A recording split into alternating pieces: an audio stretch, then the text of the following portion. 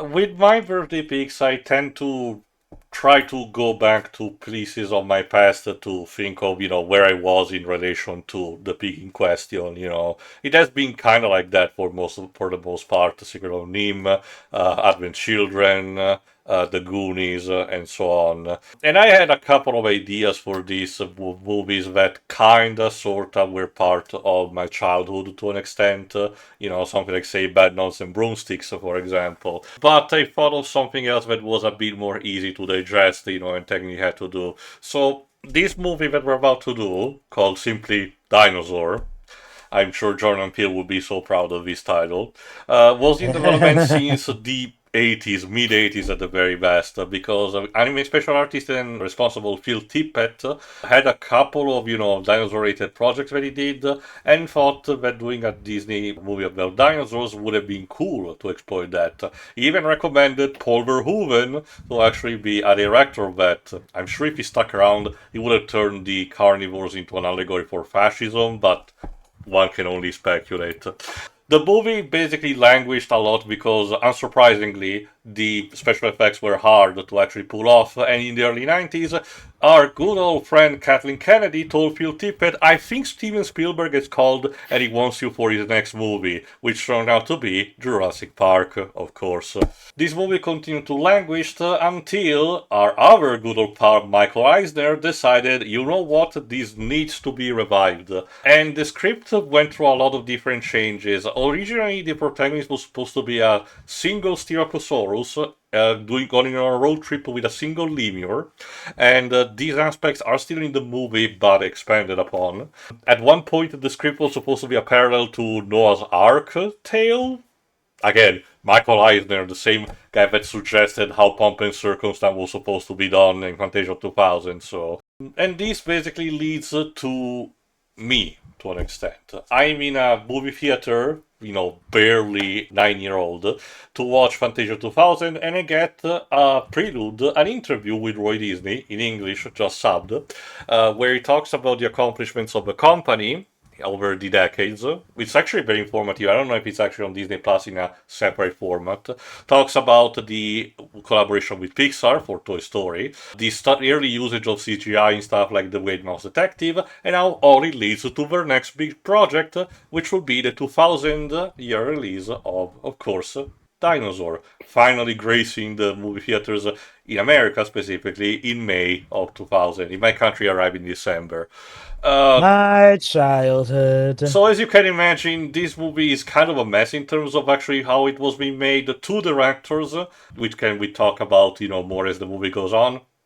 Three people from the screenplay and two more addition to that for the story itself. So you can expect, not the most Shakespearean kind of plots, but you'll be able to see. And we got a couple of, important stars attached to it, notably, for example, D.B. Sweeney, aka Adult Ang in The Legend of Korra, for the main protagonist. And as Jova told me of commentary, Samuel E. Wright, aka Sebastian from Little Mermaid, returning for an important role.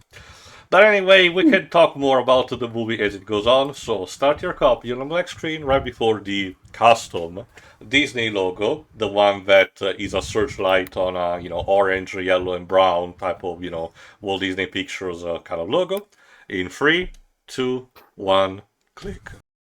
I wouldn't say it's this custom isn't so for this. much a custom logo, since this was kind of the logo Disney were using. But was for it for these 2000s. with these Yeah, colors, Jova? I think they had that for the Yes. Lion King. Oh, fair enough. Like, they had them for specific movies. I feel like the more quote-unquote, like, tense-ish ones, I think. I definitely recall they used it for 102 Dalmatians. So a couple of things. They're the most unserious movie. Okay. So a couple of things. For starters, the special effects, obviously. You have to approach this movie similar to Final Fantasy The Spirits Within. As in, for the time the movie was made, this was groundbreaking. For today's standards, the movie would look like a gigantic PS2 FMV, unfortunately.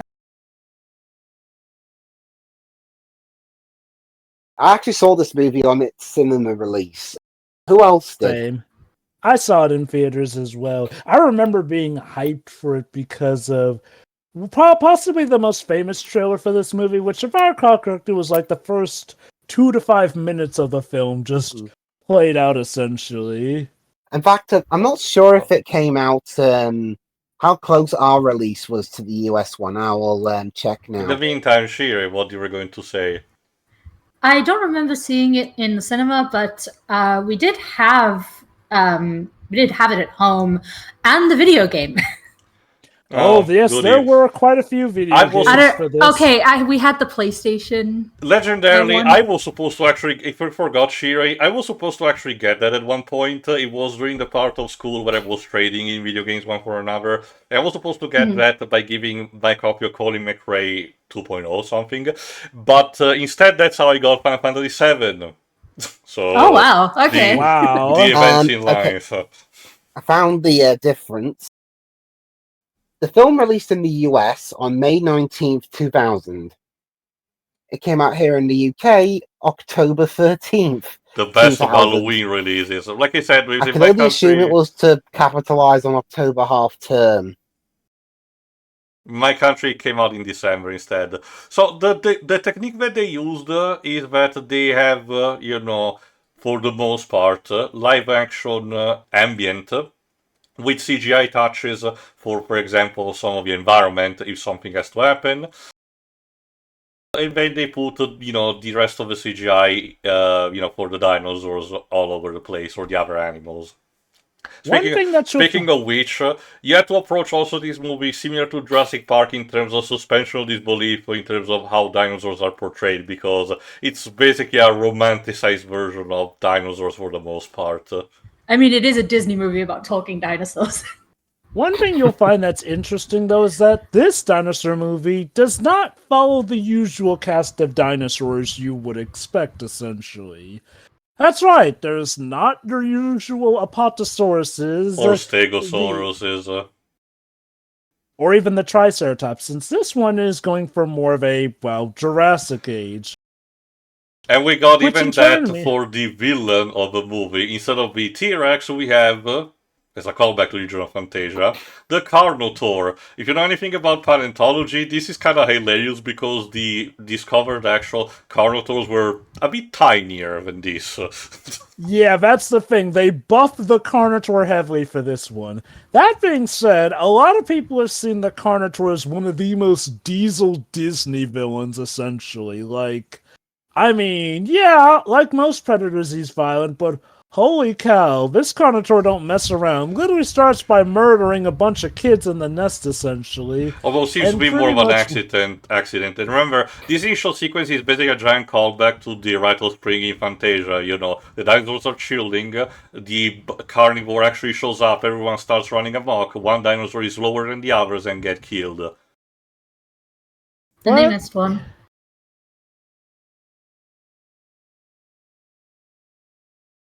Oh goody, Oviraptor. Egg thief. Although weird creature. It's basically just a myth, in case you're wondering, because, again, paleontology is kind of hilarious as a branch of science, because it constantly has to evolve, and as a result, a lot of early speculation feels very ridiculous. Case in point, the Oviraptors was called like that because the fossils were actually discovered where one of them was actually clutching their eggs, a bunch of eggs. So people thought, oh, it's a creature that steals eggs and was killed right in the act, instead of thinking, it might be a parent actually protecting their nest. No? Apparently it took decades before someone actually raised that concern. Like, maybe just named casually like that.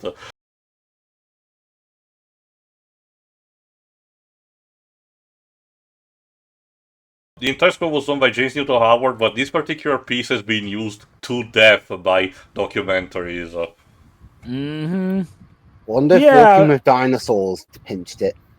Would not surprise me. Okay, one thing you gotta know is that this movie has quite a legacy, since it has the benefit of being the most financially successful of the Disney experimental era. Heck, not just that. Between Pocahontas and Tangled. Tangled, essentially, it was the highest grossing movie. That means it managed to outgross some of the Renaissance era of movies. And it Damn. wasn't just that, too. It was also a very big gangbuster on the home video release sales. As early as 2001, it sold 10.6 million copies and got $198 million in home video sales, essentially. That's on top of getting a box office of $349.8 million off a budget of $127.5 million. But yeah, one thing I will say right off the bat, the environment shots look really good, but the CGI dinosaurs, yeah, it looks like they just blue screen them into the movie. That's Like, probably what they actually did. They I won't created say the it's effect on a like- green screen and then plastered onto that. yeah, I mean, I won't say like Superman 4 bad or anything, but it's noticeable. Like I said, it's comparable to what Final Fantasy Spirits Within did. Yeah, If you hadn't told me about how successful this movie was, I would not have assumed, because like nobody talked about this movie, at least from my experience. Also, that's an interesting distinction. It was one of the most popular movies that you tended to not hear about. Like, I was a big fan of this movie, and yet even I don't recall having too much talks of it in my friend circles at the time. Yeah, my brother loved this movie as well. That's why it played a lot in our house. As I mentioned during our Fantasia commentary, as a kid I was a real big fan of dinosaurs as a whole, so this was pretty much a family. I guess I really just missed the timing for when this movie came out in theaters, for why I did not get to see it. Also, it's funny that you were mentioning, Sherry, about the assuming automatically that it was about talking dinosaurs, because early scripts wanted to have a more documentary-like approach and having the minimalism of the characters not talking, just expressing themselves with gestures and facial expressions. It was discarded because, of course, they thought it would have not attracted, that much of a younger crowd. At one point, someone wanted to actually, not have the characters move their lips and talk via telepathy, something similar that has happened in a couple of other, animated movies want to be quote-unquote more realistic. But Michael Eisner himself told, no, that would be stupid, made the character move their lips. So they had to change a couple of the designs of the dinosaurs to accommodate that. I can kind of see why it would have started off originally as a documentary, since originally this movie was conceived in 1986 by Phil Tippett and Paul Verhoeven. Yeah, I mentioned them in the intro. Phil Tippett actually did another thing back in the day called Dinosaur! Exclamation mark. Dinosaur, yes, specifically with an exclamation mark, which actually was a documentary film narrated by Superman himself, Christopher Reeve, essentially.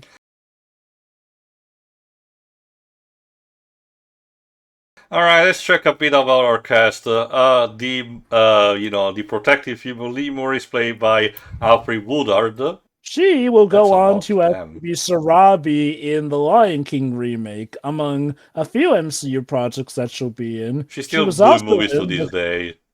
She was also in The Core, to your joy. Oh, goody. The old lemur is played instead by Ozzie Davis, which passed away. Very phenomenal classic actor, yeah. Damn, that's a lot also under his belt. The younger lemurs will be something that we discuss later because we're about to have a time skip. Hideous. Yeah, basically for now, their kid actors will be actors who do not have Wikipedia pages, alas. Ha, toilet humor. It's hilarious. I mean, it is a baby. A baby that he could have killed, but has instead decided to bear. Insert Epic the musical reference here. DB Sweeney. He really does care. He's about to get. We're about to get. The adult version of that dinosaur. Yes, will be voiced by DB Sweeney. Like I said, he was the role that I remember him the most is adult Ang from Legend of Korra. Which, hey, nice to move on to, I guess. Okay, to be fair, he was in Taken 2.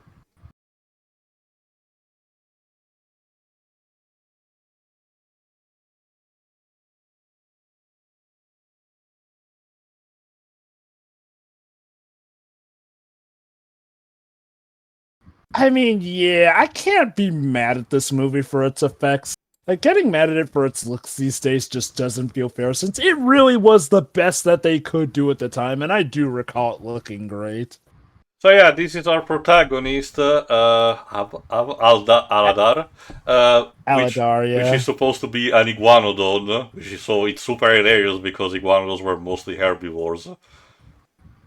Well, I think that's the joke, since he still does eat plants, essentially. He's Okay, just playing a game of tag with them. most infamously, iguanodons had a big structure, but again, in order to have the lip movement, we had to give lips to Aladar. The other thing that they changed the most, if I recall correctly, is the spike thumb. It's still present, but in most illustrations that I remember of iguanodons, it's shaped like we're actually giving the thumbs up. While in this case, it's more similar to how a chicken like talon will be actually structured.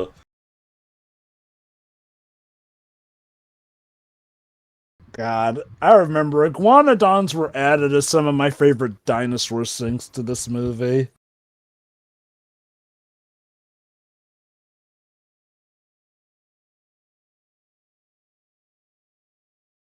Alright, here's instead a bit the scrappy of a movie, Zini, you've seen it before in his child format. Now instead he's voiced by Max Casella, who was in Ed Wood, in case you need to know. This was actually very early in his career. From Doogie Howser. He was also in The Little Mermaid 2, Return of the Sea. He played Tip. He's a bit of a smartass. Yeah, you can tell. The love professor. And hey, Lion King symbolism. Basically. Alright, Yeah. it's a mating season, so here are the great advice that, each of the major Libor communities are giving. Talk about giant gaps in between watching movies. This is the first time I've seen this in 25 years. It's also its anniversary, technically, 25th anniversary.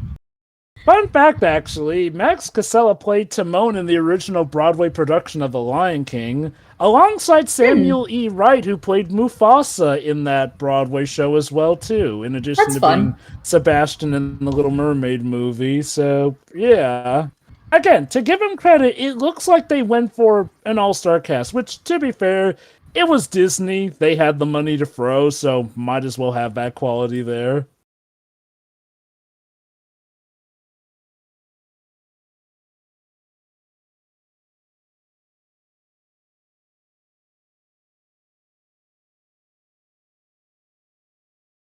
Ah, yes, some of the first pickup lines in all history. Clearly. I'm learning a lot from this.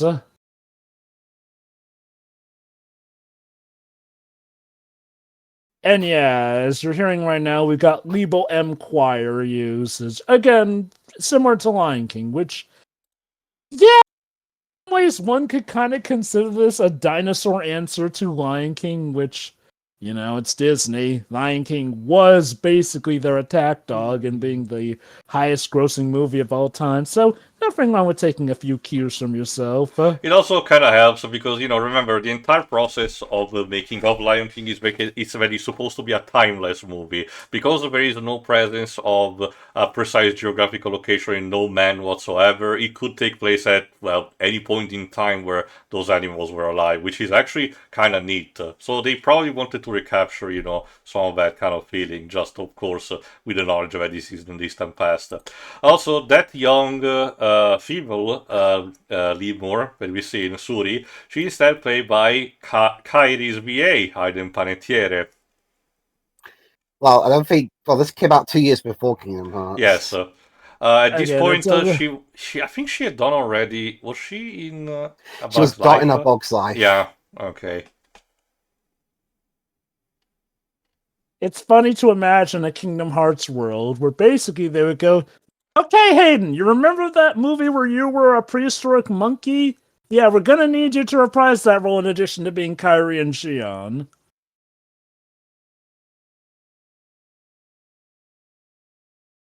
Unfortunately, though, Aladar does not have a Metes, And neither does Zini. yeah, for all of his Wow, bolstering, yeah.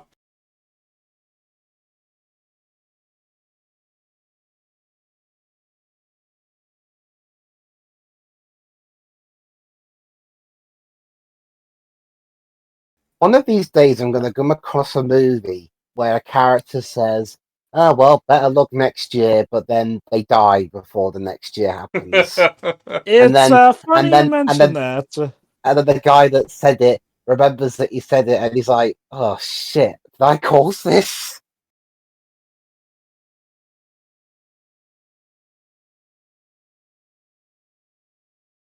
I'm not saying it to be like George Wood, where he says, "Oh, let's create a game where Lara gets breast cancer" or something like that.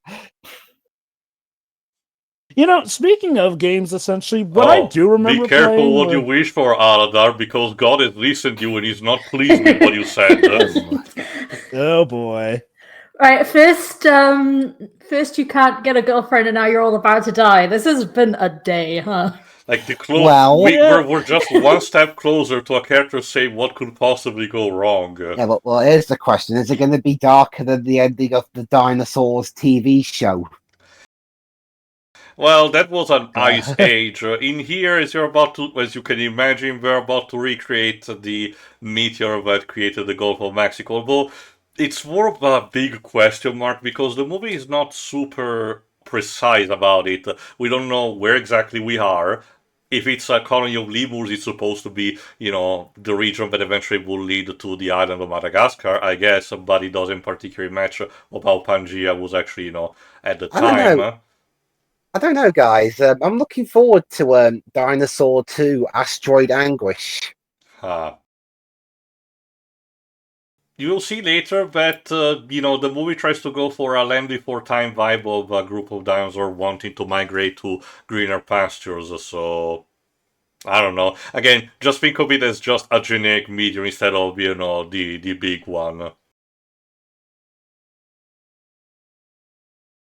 And Disney really wants to emphasize how catastrophic this is, because it creates an atomic fungus cloud, which that's not how an impact works. No. Well, okay, I get what they're going for, but I don't think something like that would cause a Hiroshima effect. It's funny. As a kid watching this, I had no idea what they were referencing. I just knew, big boom, that's bad.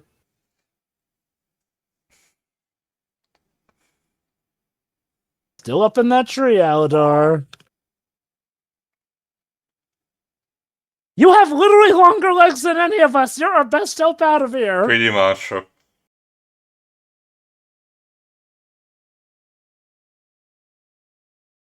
Ow. Okay, we got Yara the oldest. There's Zinni the outcast. Okay, that's enough for a cast. Everyone else, see, the original script had 1 lemur, now we have 4.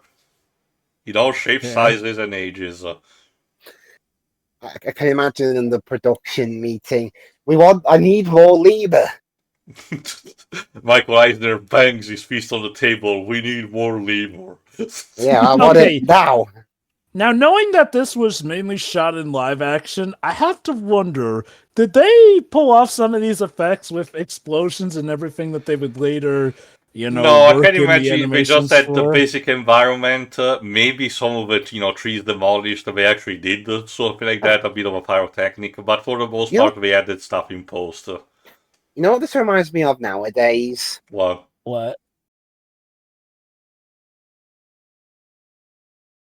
The technique of having the environment shot for real, but the character models are CGI. Mm-hmm. This is how that recent Thunderbirds TV show did things. The character models were CGI, but everything else was done in camera. I forgot about that slow-mo. What the hell was that? Did Zack Snyder sneak into the room?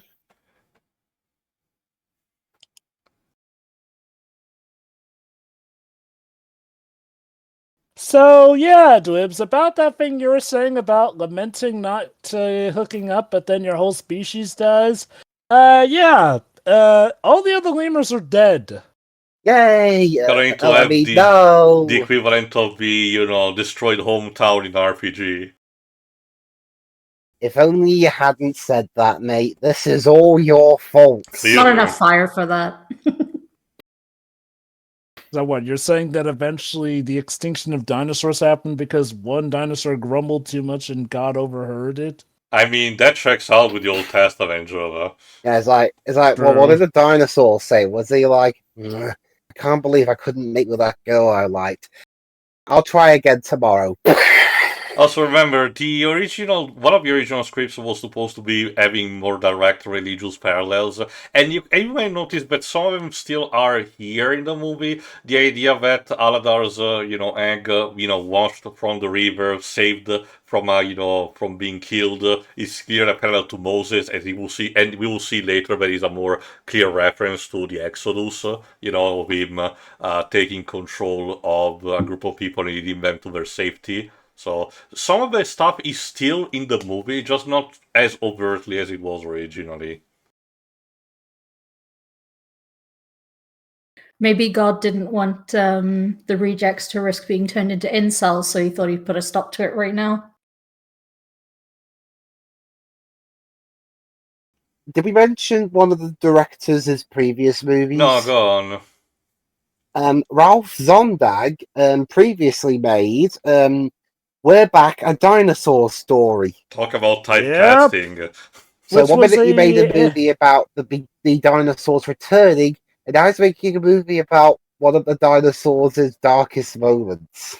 Yes. Oh, by the way, speaking of which, while we're listening to this wonderful soundtrack, can we talk about how James Newton Howard was on fire getting Disney movie after Disney movie? He got this, then he got Atlantis, then he got Flipping Treasure Planet, which is arguably, I'd say, some of his best work. And yet this movie was not nominated for Best Score in the Academy Awards the year. Yeah, I was gonna say Lilo and Stitch, but that was Alan Silvestri. Was James Newton Howard particularly hot at the time, so Disney wanted him? Well, he was also scoring the Shyamalan movies, which were mostly also Disney. Buena Vista, yeah. Yeah, that would check out. And this was at the time when M. Night Shyamalan was a name to be revered and not feared. Mm-hmm. Although, unfortunately, this film did come with couple of both in terms of real life, affecting a human being and production company casualties. The first one I'll mention was the Secret Lab, the special effects company that made the movie and was formed out of the remains of another company, DreamQuest Images, got shut down, with the only other thing that were making be something called Wildlife that got cancelled. Originally, Industrial Light and That's Magic was insane. supposed to help, but they themselves told that it was going to be too much of a Titanic, experience for them. Also, just for mentioning quickly, these are supposed to be Velociraptors, but you can kind of tell that the makers of it were like, no, let's try to be more accurate to the original skeleton instead of, making them look like the ones from Jurassic Park. Oh, yeah. Yeah, and the other one I mentioned, which was more individual and a lot more tragic, in my opinion, was that when they were filming the live action footage in Trona, California, a camera boom struck a cross-country power line, and it killed a crew member and seriously injured another. Disney ended up getting sued by the surviving crew member and the deceased family, but Disney only got fined $5,000 for violating worker safety laws. Which is ridiculous. Like, they didn't get fined for negligent manslaughter. And like $5,000 is either pocket change or even for 2000s, Disney. So yeah, we stumbled into the proper plot of the movie, the dinosaur caravan in search for the Great Valley. No, really, that's basically what they're doing. I'm going to say it's just a And coincidence. we literally have a meet cute for our main Yeah. character. Jesus Christ. Oh, Jesus. Ow. I mean, they probably do want to get out of a sandstorm pretty quickly, to be fair. Like, they're not going to be paying too much attention. And here are the stragglers. The people in the back, because they're old. So again, like, instead of an Apatosaurus, here is a To be Brachiosaurus. fair, Technically, Brachiosaurus is possibly still one of the more recognizable out of them. Not a Brontos, not like the Brontosaurus, but Jurassic Park did a good job in making them memorable. that's the ironic thing. A lot of people tend to mistake Brachiosauruses and Apatosauruses, but okay, yeah, when it comes to Jurassic Park, you recognize the Brachiosauruses more. When it comes to Land Before Time, you remember the Apatosauruses more, essentially. But yeah. Also, in case you're wondering, of course, that's Frank Welker doing the voice for... Where is he? The small dinosaur accompanying the other two old. Although we're operating again on Disney logic, that dinosaur is acting more like a dog. So don't ask questions. There are no answers. One theory I subscribe to is the idea that the meat eaters can talk amongst themselves, but to them, the plant eaters are actually the mindless ones who are just food, essentially. Which would explain why in a lot of these we do see it more so that the meat eaters don't talk while the plant eaters do. Well, in the Land Before Time sequels, it did cause a couple of problems because, the sharp tooth from the first movie did not talk to by the other carnivores in the following movies did. Okay, yeah, some varied Which, and whatnot, sure, but if you yeah. subscribe to the original theory that Don Bluth wanted the sharp tooth in the first movie to be a vicious serial killer, well, I guess I can get that.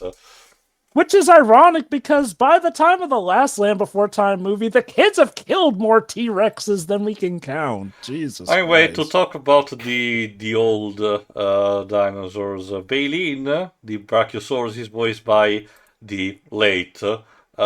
She actually died this year, goddamn. Joan Yeah. Plowright. She was born in 1929. Oh, which is my grandma. You have to be 95. This was actually one of her last movie roles. Actually, no, not really. She acted up until 2018. 2018. One Good for instead. her. Where is it? Oh, wow, right. She was Aunt Lucinda Spiderwick in the Spiderwick Chronicles movie. The other one is Ema, the Strachiosaurus, She's who's played by Delaris, the also late. A lot of the people in this cast, the cast of this movie, are dead. Died in 2017. Famed singer who recorded blues, gospel, jazz, and pop, essentially. I'll admit, as a kid, I thought she was Whoopi Goldberg. Now, listening properly as an adult, I can hear the difference. She mostly worked on TV more than movies. That said, as far as, again, song artists who decide to get acting careers, from what I understand, she was definitely one of the better ones off.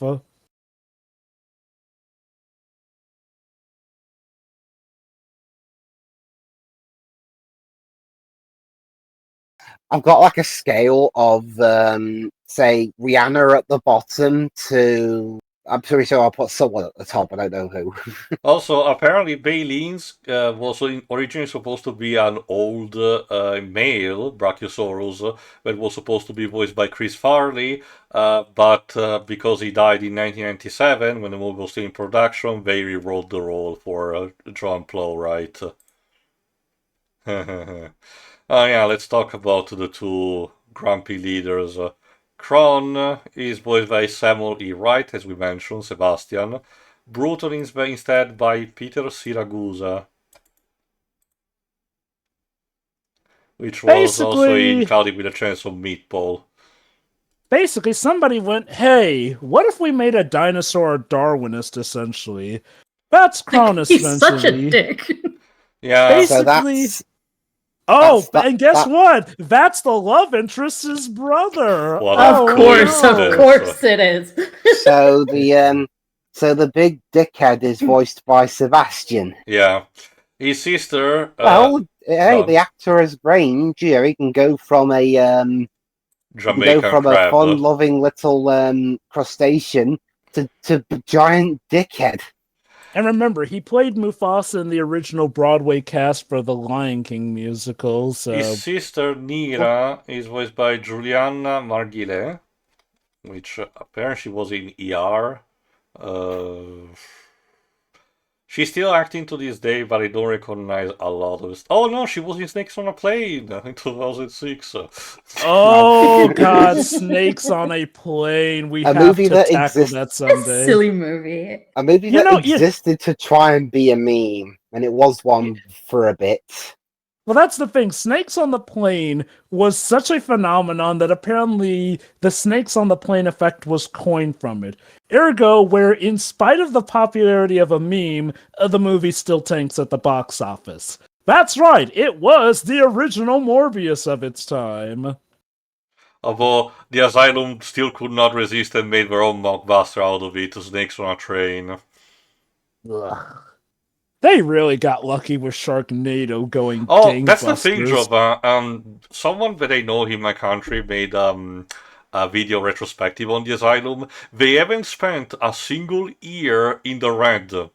Pretty much because of their strategy, all of their movies combined has managed to actually keep them afloat without having to actually worry so far. So, the thing about Kron and Bruton is they're dicks, but they technically mean well. They're Bruton just more very, so than Kron, very essentially. possessive of their position and hands-on with how they mission their power.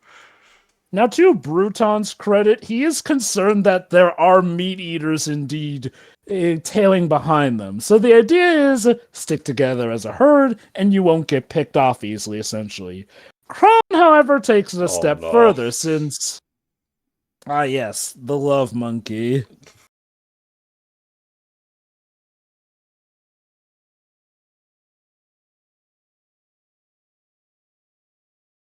Oh gosh, he coined the term Jerkosaurus. Historians will never let him live that one down.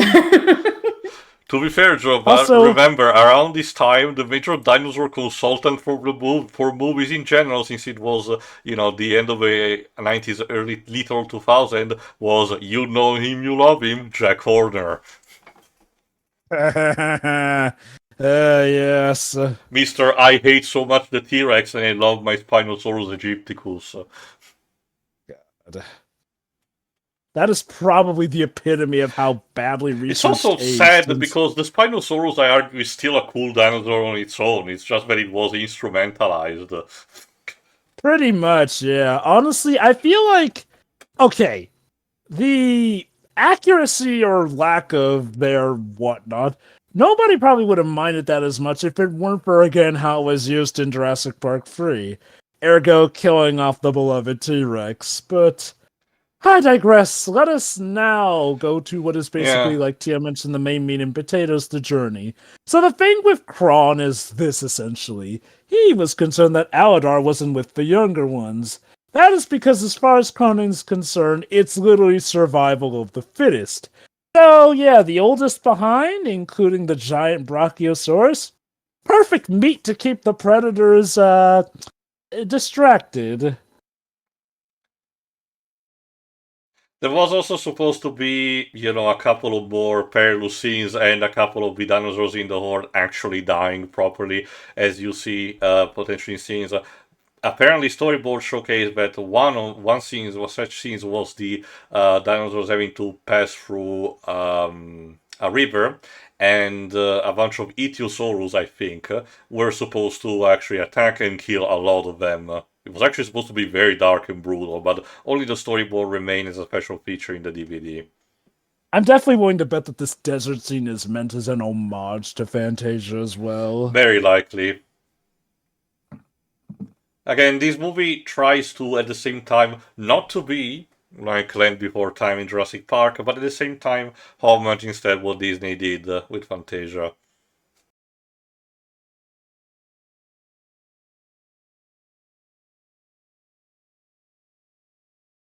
So yeah, the contrast. Kron cares about the herd, but prefers to do it his way, whereas Aladar is somebody who cares for even the oldest ones. One interesting thing is also showing that the lemurs have also helped keep the older dinosaurs on the trail, whereas even Speaking nearly of straight up. betrayal, unfortunately, it's not just the Velociraptor, but not one, but two Carnotaurs.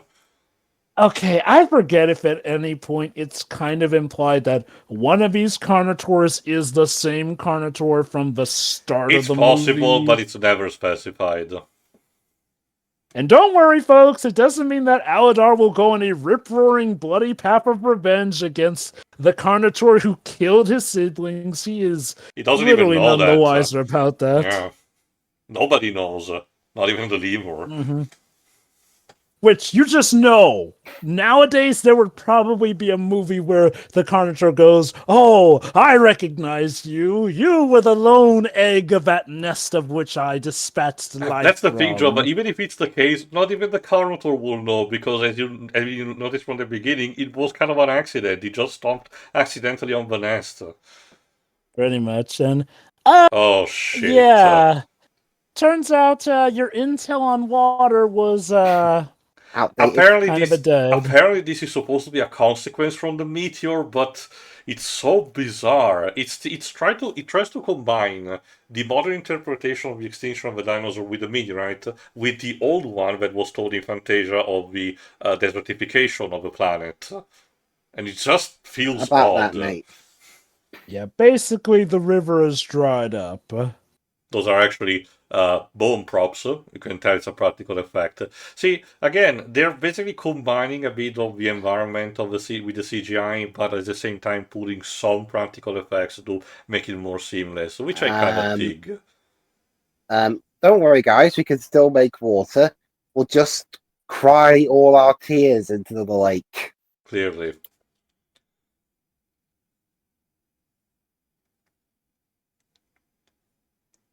We won't survive that long. Skill issue. Your mother died. Grow up. You don't hear me complaining about it. Yeah, that's because you complain about everything else. Can you believe that there's an actual post 2020 movie where that line is actually done without a hint of irony? Does it at least do it somehow witty enough that it still comes off cool? Well, does it, if I mention that instead is uttered by Daisy Ridley, does that change what you asked, Drova? Yeah, look, I don't mind the actress herself. Yeah, it's too much of a low blow, but let me explain the context, might as well. It's the movie Chaos Walking, which had also an enormous travel development cycle, and the context of the scene is character one, played by Tom Holland, because of course the movie tries to market itself with Tom Holland and Daisy Ridley. Has had a very troubled, childhood, and his mother died when he was young, basically. And because of the sci-fi elements of the movie, he cannot literally contain his thoughts. They are visibly audible, if that makes any sense. At one point of the movie, relatively early on, they kind of have this dialogue, and unprompted, Daisy Ridley character says to Tom Holland's character, she asks, "Oh, did you actually thought about your mother?" Keep in mind, he wasn't thinking, directly, just was a stray thought. I said yes, and he's like, "Oh, why are you so sad? My parents died early on, and you don't hear me complaining about that." Completely out of nowhere.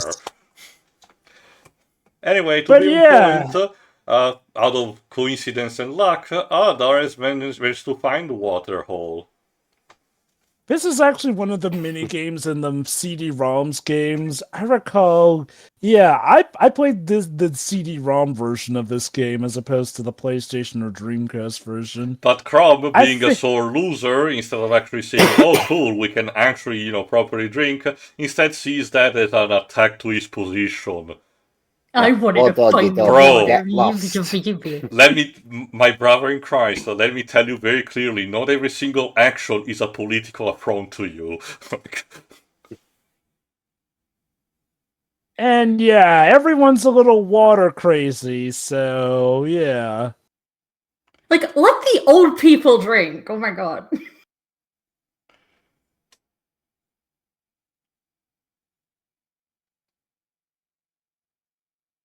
Sorry, we're too busy running over the old people to hear what you were saying. You are all awful. We're dinosaurs. Of course we're awful.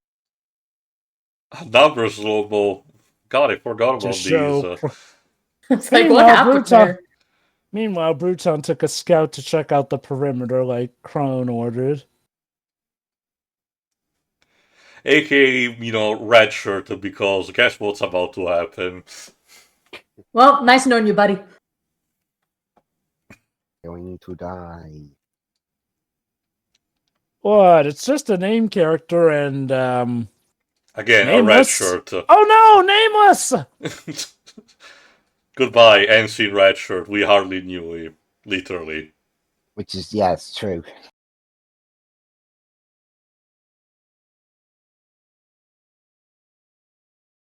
I like to imagine that they waited for just the right time of day to get this shot. Magic Hour. I mean, Michael Bay had already pioneered it.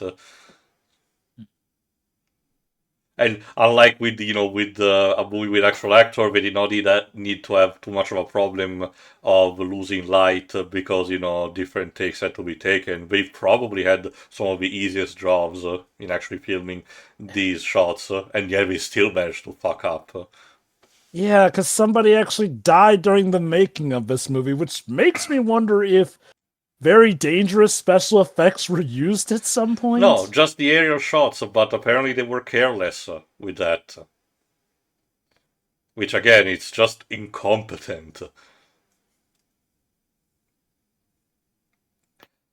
Anyway, this sequence again as a whole keeps reinforcing the idea of Aladar having the spirit of a leader inside him, despite literally having not met any one of his species. It's kind of, a bit of a, old type of archetype of a character, the natural born leader that manages to get everything right despite not having real experience to that. And look at that. Nero sees he actually can be trusted because he's good with the kids. Yeah, Nero's not as much a jerk as her brother is, but her brother has shaped a bit of how she sees the world, so she takes a bit of time to open up to Aladar.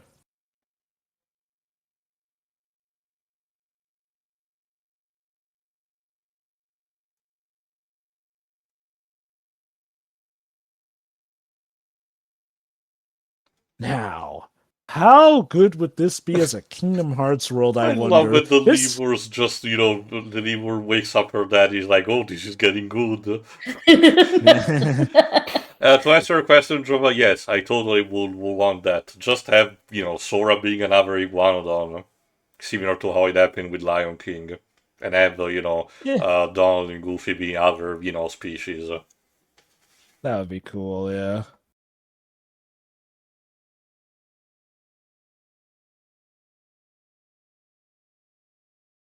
I kind of do get why Aladar knows how to be compassionate, since he was literally the largest person on his island, so that probably had to teach him things like restraint or literally caring for the little guy. It also has a bit of a weird, connotation by saying, oh, this guy is nicer because he was not raised by societal standards of his species, which puts a big question mark, but this is the kind of story where he's not thinking too much about. I get the idea if Paul Verhoeven was still the director, he would have explored these themes.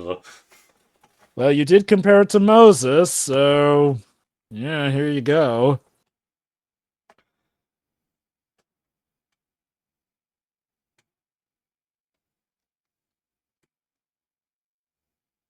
And then, Kron is so this is where with this. is this where the giant asteroid comes down? Sorry, I guess to Krone's credit, he didn't immediately attack Aladar for that, so I guess he has some restraint. He's just keeping an eye out. Or is it going to be like in that animated Titanic movie where it turns out, oh, the iceberg was caused by a big conspiracy? No. Unfortunately, Bruton's panicking has, well, led the Carnotaurs on track of the herd.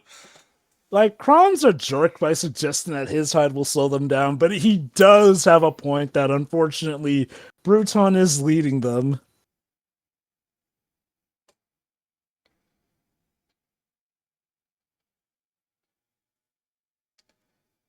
Brilliant.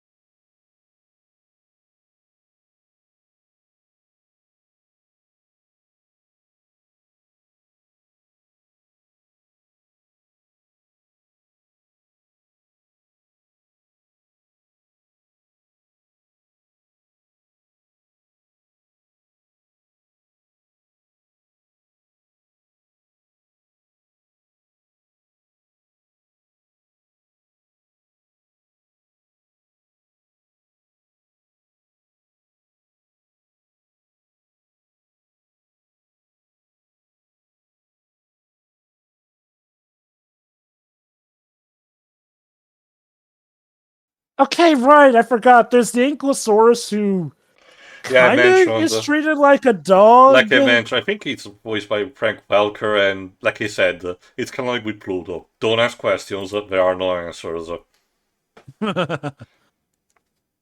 Because any interpretation of the character for the context of this movie cannot really end to good results.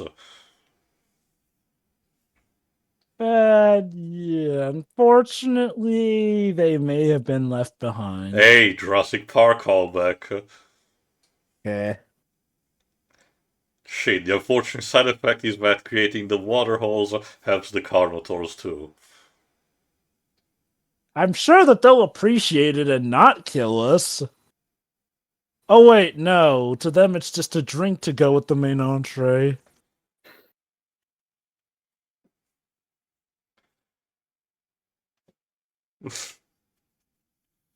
Oh god. Yeah, I don't. No, blame them. we really don't. Half of the cast is literally too old for this shit.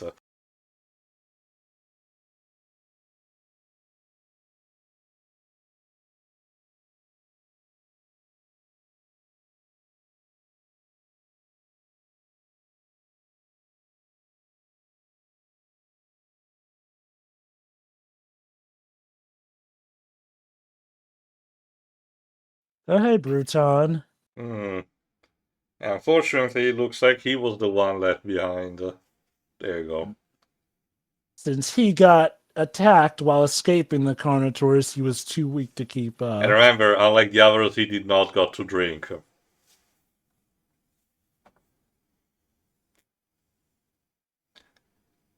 Yeah, we actually don't particularly shy away from the blood, even though I think this is still PG-13, I think. No, PG. Okay. To be fair, blood can be seen in PG. I guess it's a matter of keeping it from getting too gory. Mm-hmm. See, one of the magic with dinosaurs is show some blood patches and boom, there's your violence. Since dinosaurs did have thicker hides, essentially. Thank you.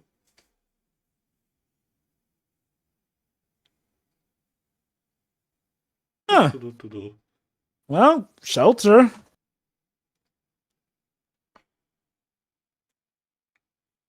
Okay.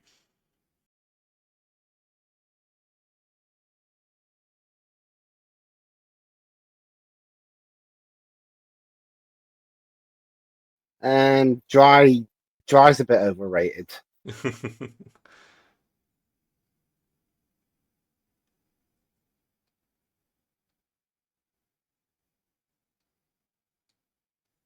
Oh, it also started raining.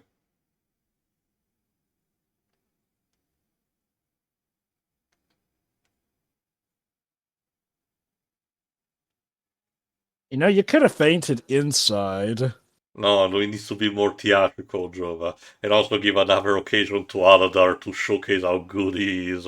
Like, okay, Also, this guy has a pride problem. yeah. I know that the movie means well on the matter, but my god, I argue we made Aladar just a bit too much of a Boy Scout. Now, to the movie's credit, this is actually part of an arc for Bruton, wherein again showcasing the effect that Aladar can have on others by showcasing that maybe it doesn't have to be survival of the fittest all the time. Like I said, the movie clearly wants to portray Aladar as the perfect natural leader with all of the skills, good instinct, making decisions on the go, having an idea on what to do, and of course, caring about every single one, not leaving anyone behind as much as possible.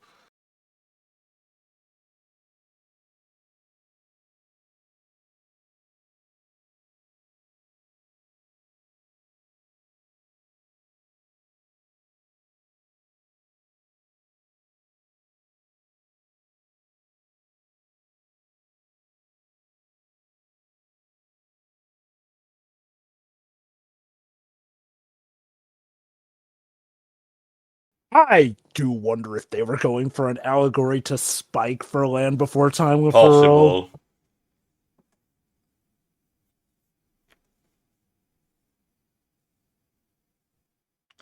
So yeah, we actually get a decent amount of interaction between Bruton and Pio, Mm-hmm. which also gives her something more to do in the movie. Out of all of the lemurs, technically speaking, I think only Yar does not get to do much for the trip because his entire shtick is that, well, he's old.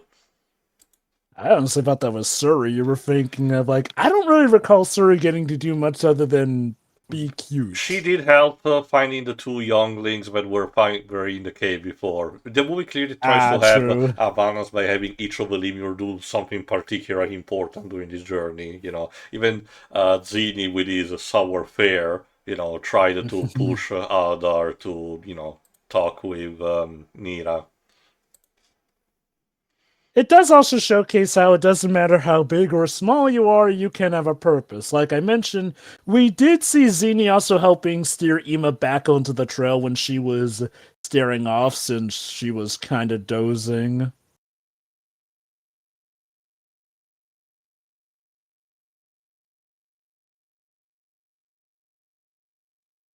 Oh yeah, that is definitely a Jurassic Park allegory with that scene. Rain and everything.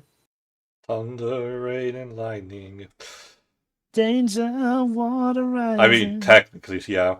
So here's the interesting thing. Taking another callback to Jurassic Park, the Carnotaurs do not have a particularly good eyesight, and the presence of the rainstorm is actually concealing the cave from them for the time being. Which can give us time to book it. Unfortunately, we need to operate, stealth with a bunch of dinosaurs that are not particularly stealthy.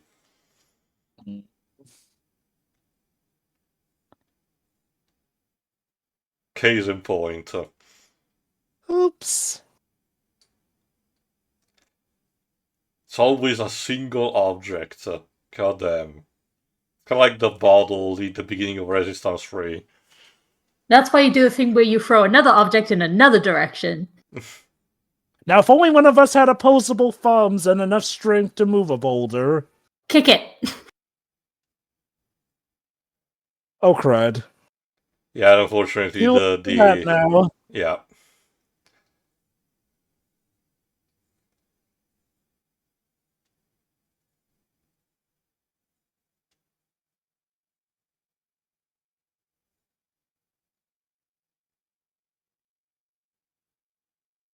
So Bruton has a choice. He could escape. It also helps the fact that the two Carnotaurs are kind of selfish on their own, and we're considering who gets to have the first bite.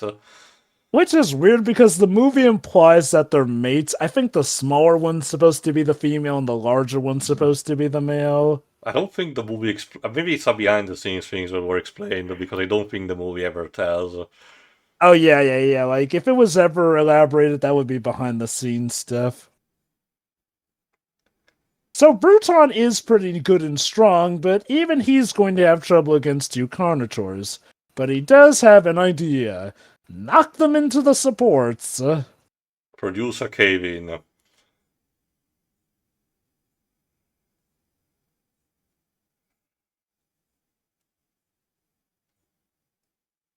Only problem is, he sadly gets taken in with it. It's the classic last-minute redemption kind of bit.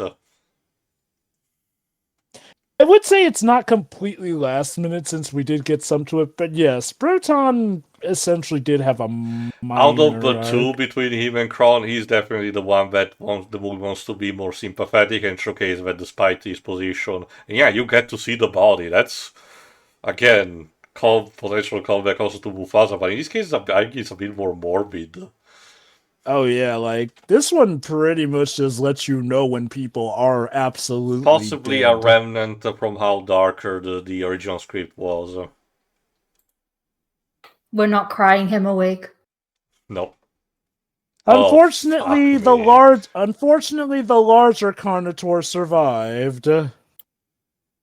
And with the death of its mate, it ain't too happy. Thankfully, though, it can't chase them because of the boulders. And, being injured. However, it's pissed. The Aladar, this is not over. That's It's so Pretty funny much. to see this rage, but those tiny little arms. It's kind of It like really- that gag in Meet the Robinsons. It really does showcase how predators like the T-Rex managed to be as deadly as they were, despite having some silly-looking qualities. They had their other methods. Yeah, they had big feet. Even the Velociraptors technically did not have the particular strengths in their upper limbs. They compensated by speed, the bite, and of course the claw.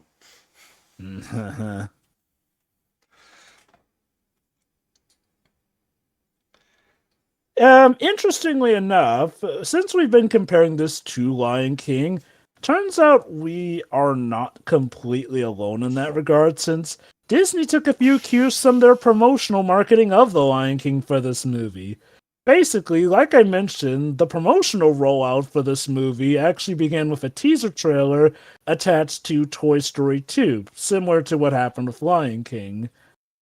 Then that same trailer would also be included with the home video release of Tarzan and the Walt Disney Gold Classic Collection DVD release of The Aristocrats. The Aristocrats, yeah. But they went even further and actually reached out to their competition and attached it to the theatrical release of DreamWorks Animation's The Road to El Dorado. I think that's because DreamWorks at that point was still, kind of an independent kind of thing, and it was not entirely attached to Universal. Have we done that movie yet? Not yet. We're being shockingly, behind in terms of DreamWorks stuff. So, the light is at the end of the tunnel. I genuinely am sad that, this because of, the pop culture, giant osmosis and everything, I don't remember if I actually saw the first Shrek in theaters or in home video. I know I did. I saw it in theaters, yeah. It might have been possible, I just cannot remember. I legit don't remember if I saw the first one in theaters. I do know I saw 2 and 3 in theaters, though.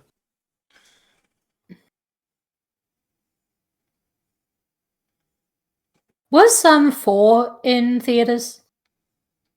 Wait, what about 4? Was it in theaters? Yes, I don't Shrek think 4? Because I believe I saw up to 4 in theaters in that case. Although the only stuff that was not theatrical releases were the minor shorts that were instead direct to video, like the Shrek Exorcist or the Christmas special.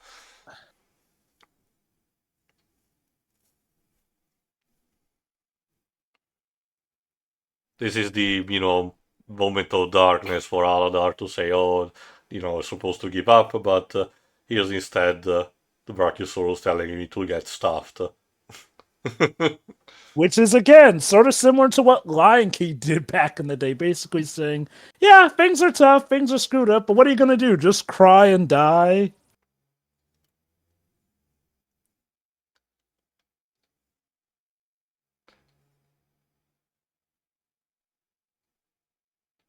She's at that age where she doesn't care anymore. And here's the thing about Brachiosaurus is, because of a mass, they still, possess strength. Yep. They're a walking building, essentially. Mm-hmm. Well, I don't know about walking buildings, Shiori, but there is a film that came out a few years ago where they have driving buildings. What's Mortal Engines. Mortal Engines, yeah. There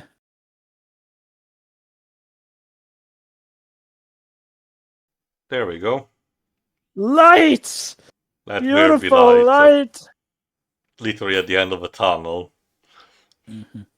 So, in terms of what else Disney did to also market this movie, they took essentially a ride of theirs from the Animal Kingdom, Countdown to Extinction, and renamed it after this movie, and made it so that it would prominently feature a Carnotaurus and an Iguanodon, which, yes, is confirmed to be Aladar, essentially. But yeah, surprisingly enough, reaching the forgot the name. Remind me again, Jove, because I know the Italian name, but I forgot the English. The Oasis? Great Valley. There you go. The nesting grounds is what Well, they the call it in this equivalent, movie. yes. But surprisingly enough, reaching the equivalent of the Great Valley is not the end of the movie. You would think this is the moment where they roll the credits, but as you can see, we still have roughly 15 minutes left. Mm-hmm. It's almost like they're forgetting something. Yeah, evil Sebastian's still out there, isn't he? Mm-hmm. Yes. Oh, him too, I guess.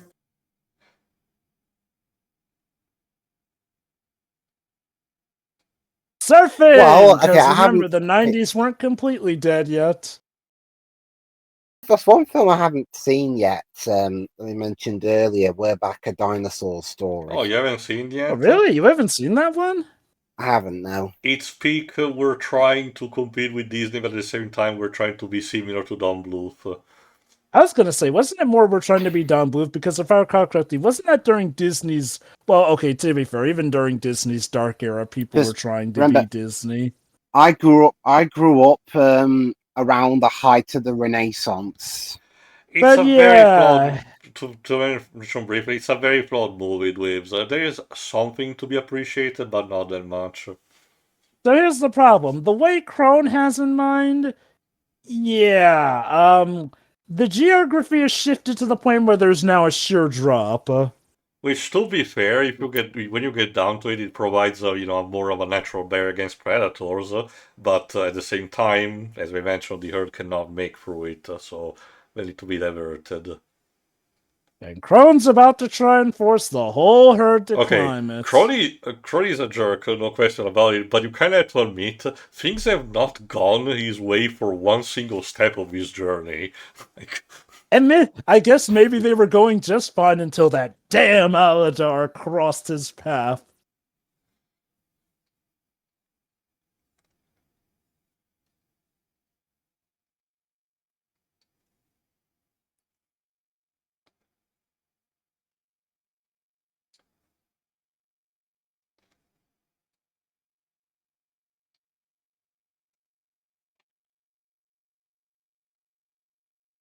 Well, hey, there's a perfect way to find them. Just follow the dead bodies that Crone's been leaving behind. Oh.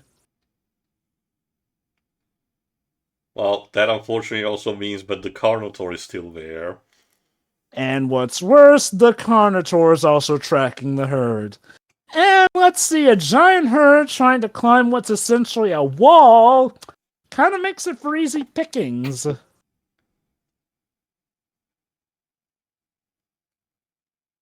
Do you think I don't realize that someone's there? Actually, yeah. Remember, we're still operating on Jurassic Park where the big predator still had limited vision. Although, to his credit, he's focused more on the meal that he's eating right now, but rest assured, he smells a buffet to come. So that's the real reason the dinosaurs died, their lack of peripheral vision. You can also tell that the development of this movie was still rushed for the finishing line because this last part of the movie, the pace goes super quick. Because we have Adar having to leave for the place, Kron saying that they're gonna rest the night and climb the day after, a small scene during the night, and then we cut immediately to the day after. I guess to be fair, Lion King wasn't really much longer, but yeah, I do admit, looking at this as an adult, the pacing feels a bit off. Not too off, mind you, but it is a bit weird in hindsight.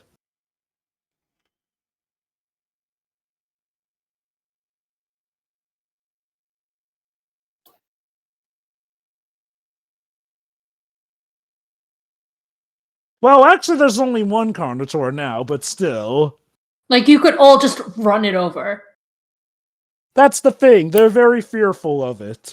They don't seem to realize that it could just be a case of a numbers game, and Kron is too stubborn to take the idea of anyone else.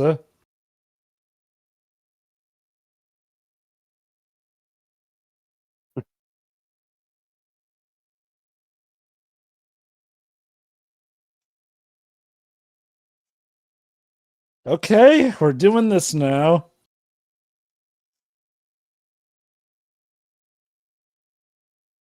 You know, we could have been like halfway there by now if you weren't this stubborn. Pocket Oh, so I see.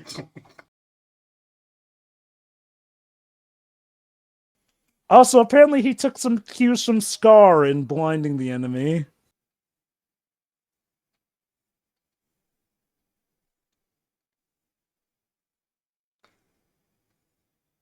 Knocked down by his own sister. Only to see her walk away with another man. The person he likes the least. And just to rub salt in the wound, the herd is pretty much going to follow him now. He's having his So, William Dafoe moment. You can't do this to me. I Yeah, built we love this kicking out herd. toxic family members. I So guess that he was the disa- movie so was he's all disowned. about. This movie How was to about a dis- lot of things, apparently. That's the main thing this movie was about. How to disown your fucking asshole in your family. Something they will continue to current movies. While also having to confront your greatest fear. Because, yeah, we have a visitor.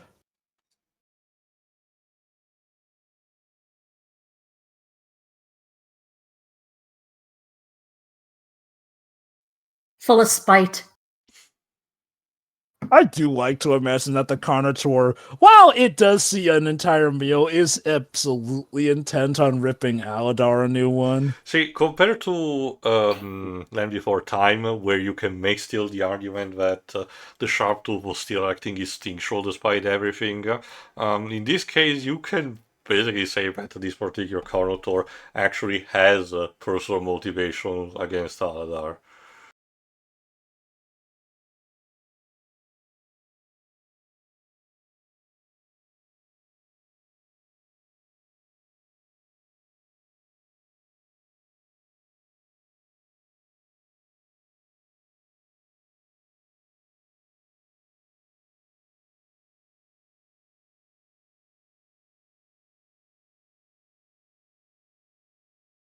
That said, even if that Carnotaur is vengeful, it's not stupid. It's like the moral from the Stephen King's It, your greatest fear, just keep pulling them into a corner.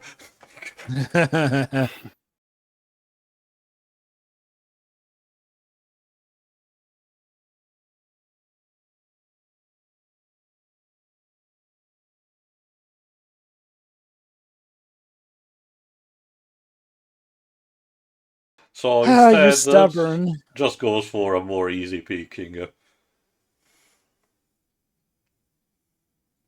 A brave individual he is. I like Aladar says, it's like, God damn it, I really have to save this guy, don't I?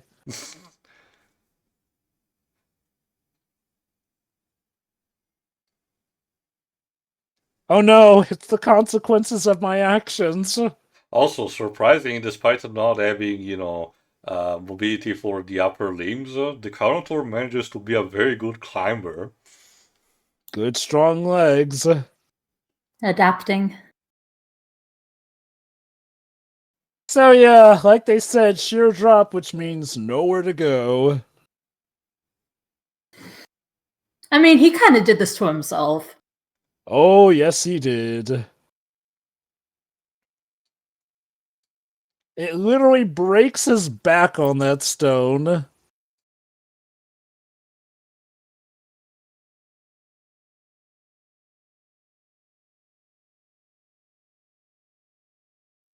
Alright, time to settle this. Dino-y dino.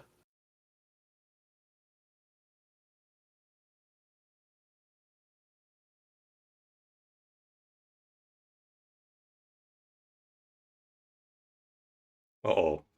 And the movie's frame rate's Yeah, dropping another again. slow drop. Slow Jesus. motion! Look, it worked in Lion King, okay? So it'll look cool here too. So yeah, It the doesn't. Sharptooth from Land Before Time actually got drowned in the lake, I think, if I recall correctly. This one instead get just dropped. And yep, there's the body, just to confirm it. He's down. However, Crone has become a victim of his own madness, now deceased.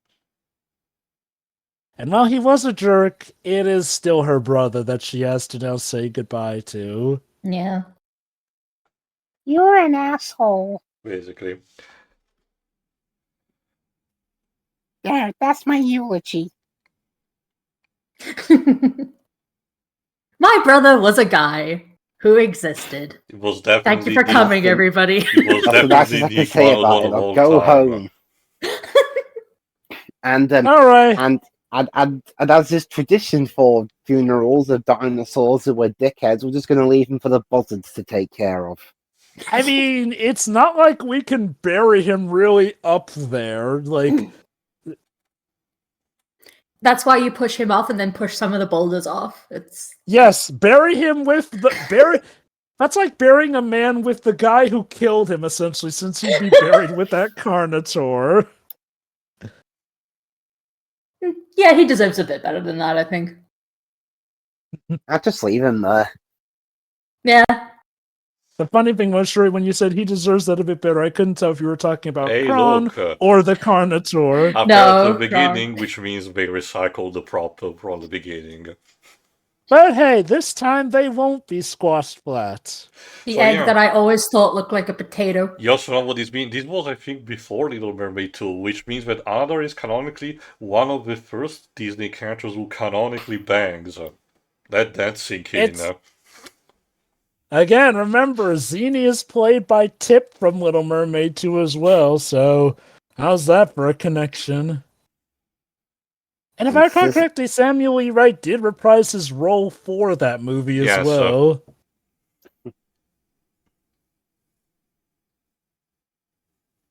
Get it? We're the dinosaur now!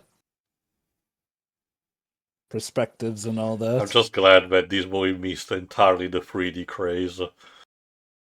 Yeah, otherwise we'd have stuff like this guy thrusting his face into the screen. Ha ha ha, this joke is still not funny. Sorry. There was a joke. Yeah. Remember, Aladar also pissed on him as a kid. And hey, look, there's more lemurs here too. God And damn now it, Zini can Zini finally actually get scored. to bang. He got the harem With ending. He got a harem. Holy shit. Everyone He'll gets need a a harem ending, to- except He'll need a Kron. harem if he's going to repopulate his species.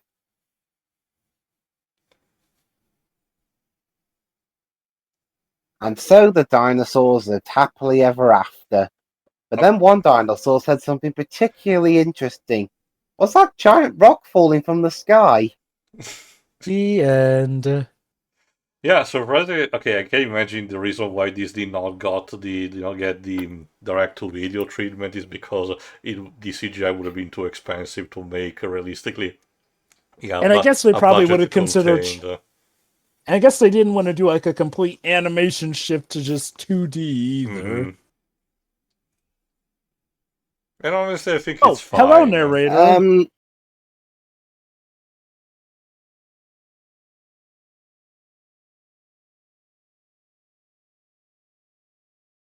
I don't remember if the narrator is Pleo or someone else.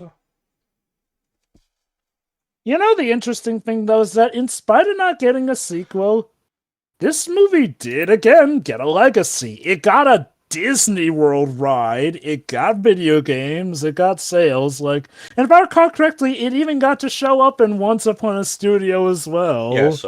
Once Upon a Studio, pretty much the only major of the movies that are from the animated canon, as it's called, that does not show up is Song of the South. That was the name that I was trying to remember. Ah, Song of the South. That's yes, the only one that one. doesn't show up in Once Upon a Studio, but otherwise, every single other movie does in some capacity.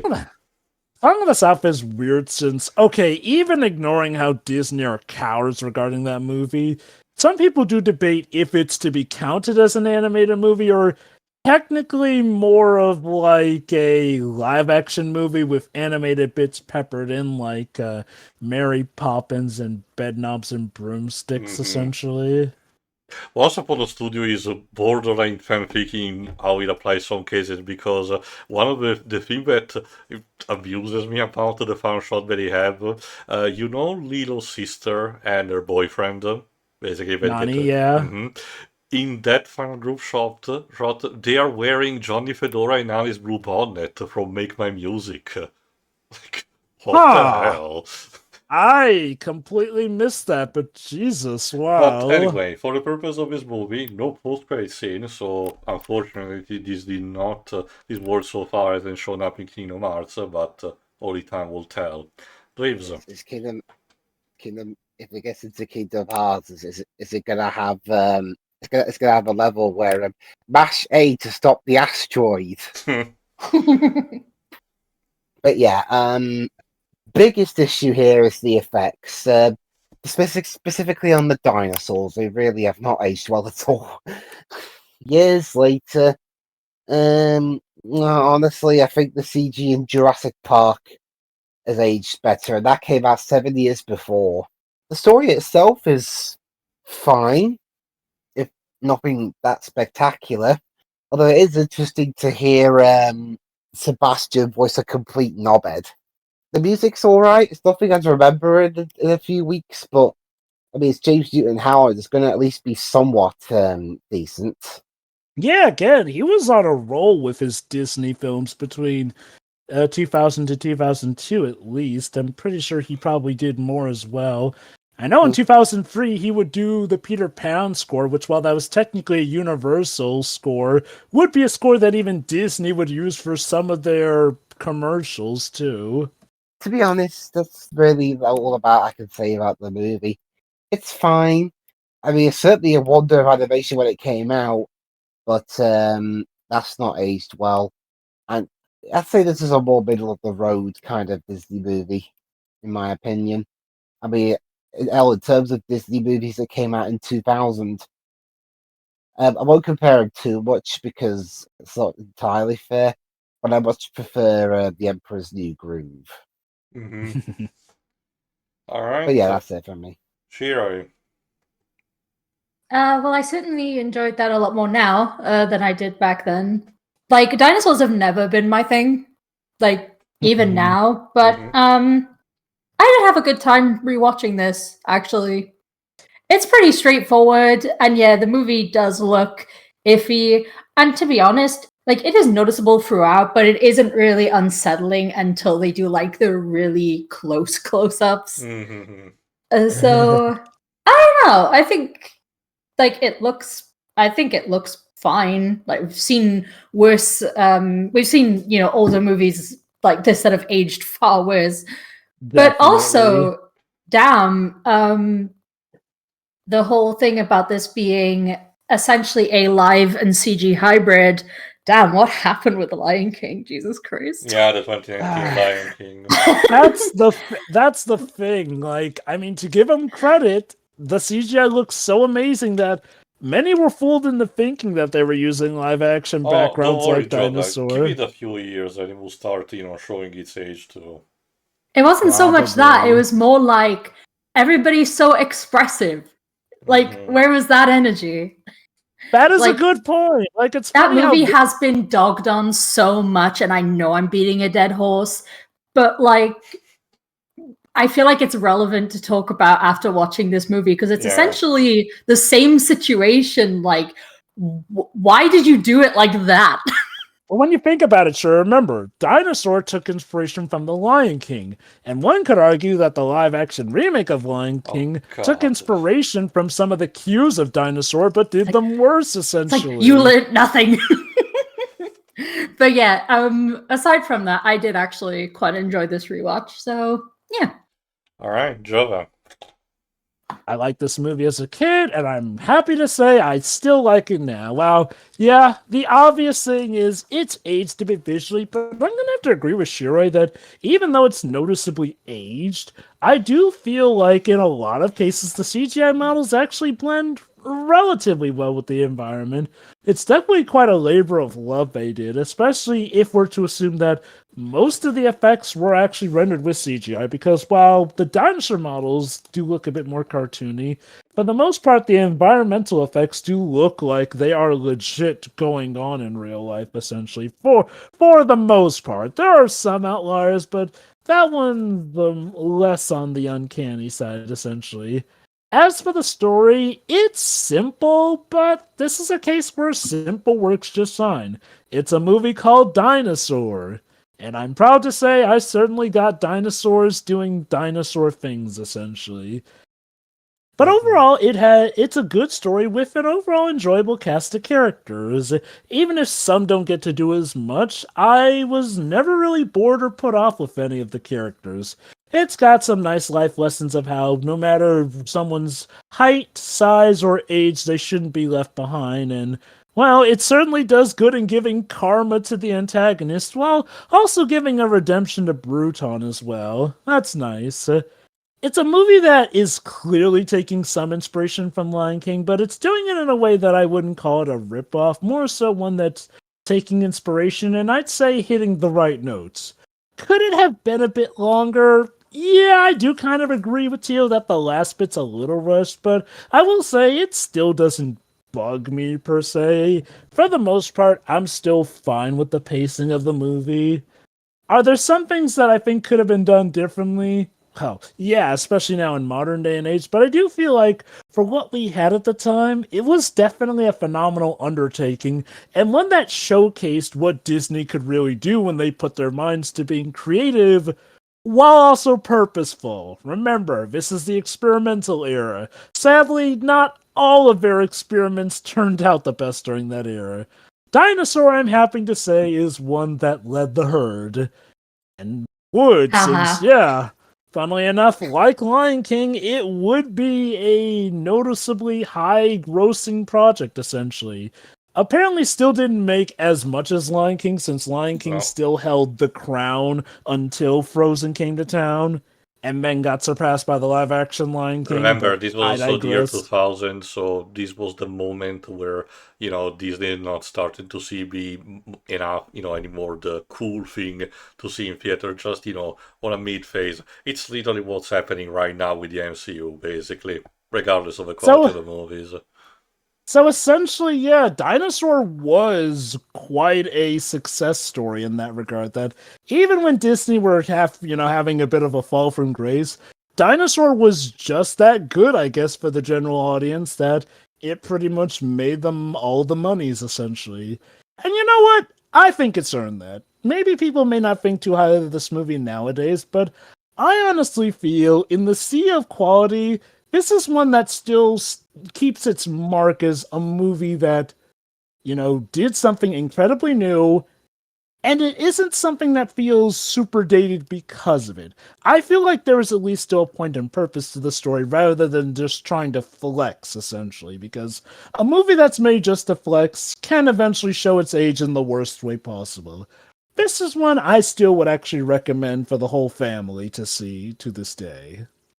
Alright, that leaves me. Still. Yeah, that leaves me. No, I still really enjoyed this movie after all this time. Even if these days I'm not as attached to, the paleontology aspect as I might have been as a kid, this is still perfectly fine for what it wants to do. It's a very safe story.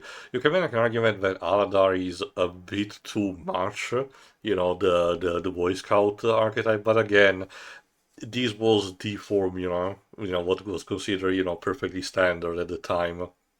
And it tries to be a good film movie for the family, and compared to its original more dark script. So I get the idea why they did that. The score is fantastic, actually, from James Newton Howard.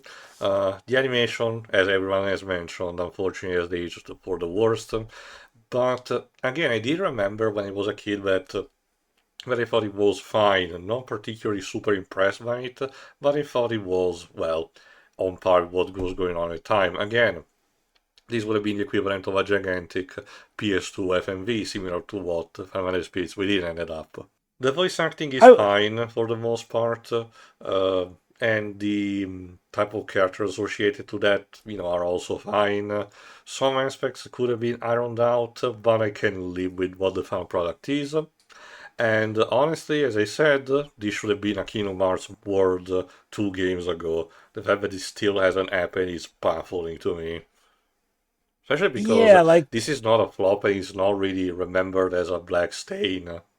Like if Chicken Little can be, someone in order to, publicize the movie in a different country, I think we can allow ourselves to have, something more interesting going on. But again, if speculation is anything to go by, they might play even more safe for the fourth game. We'll have to see what happens. Alright, that's pretty much it on our end. This did not receive any spiritual successors or, sequels, so what you really need to tune out for is, well, something else maybe related to the Disney animated canon. See ya. See ya. See ya.